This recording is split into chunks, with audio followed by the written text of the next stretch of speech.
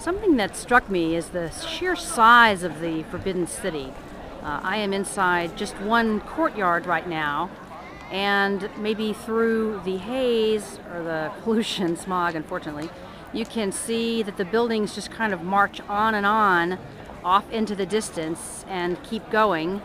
And that is going in that direction. Of course, I am surrounded by this courtyard here.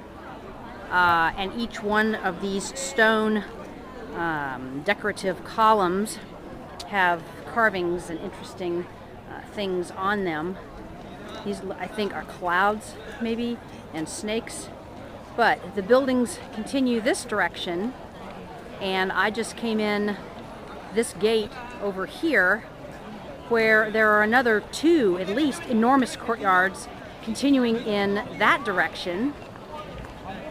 And all of the courtyards have huge, pardon me as I go upstairs, trying not to fall over, huge, enormous buildings like this, one after the other, marching way off into the distance in that direction, and then behind me in the other direction. And of course, all of the spaces where I am walking are full of locals, tourists, everyone. Many of them have decorative or colorful caps on so that you can keep track of your tour group. This is the orange-capped tour group with a yellow guy passing through.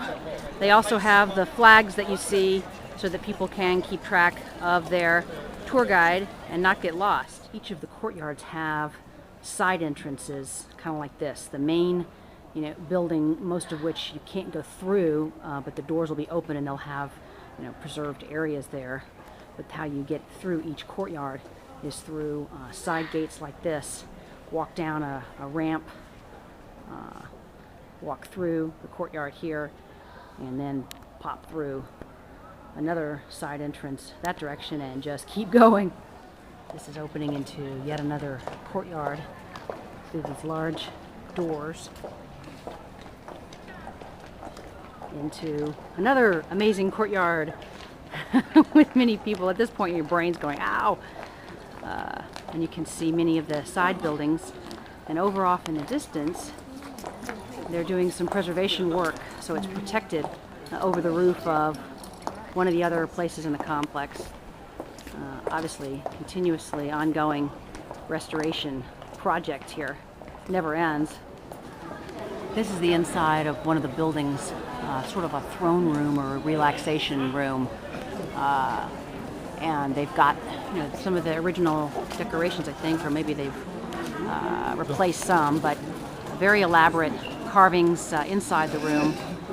But you can't get inside because we're gated off here. So there is an amazing mob scene all around of people who are looking into the room.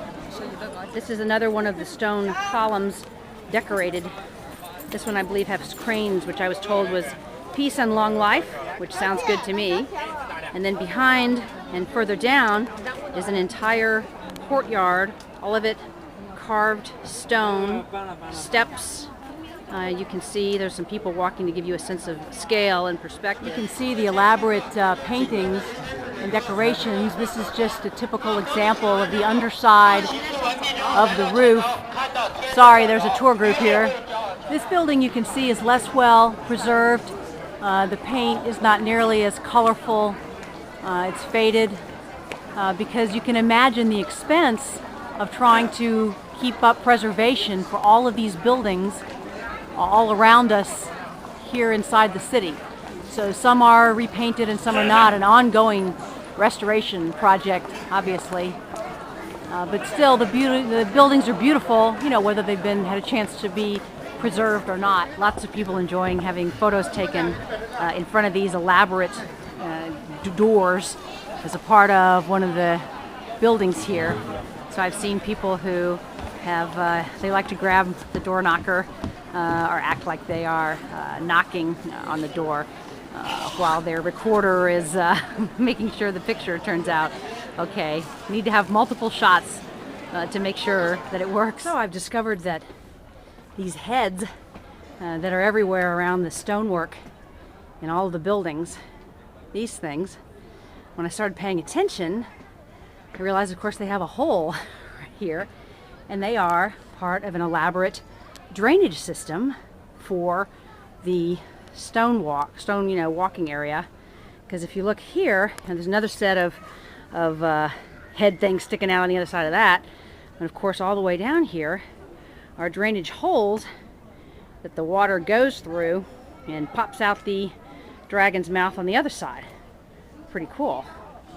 And now we are standing in Tiananmen Square. We've just come through that gate here. And this is, of course, the massive building with Chairman Mao. And it's kind of hard to take photos. It's actually, I've got an open spot here, but it looks like I have to move on. And Tiananmen Square, we're in the entrance to the Forbidden City. Pretty big buffer zone around, as you can imagine. But still opportunities for people to take photos in between the heads, getting that right angle to get the chairman behind you. This is Tiananmen Square. You can see pretty polluted, unfortunately, but the traffic runs this way. It's enormous. And then eventually, all the way around, you can see the Forbidden City area that we just came from.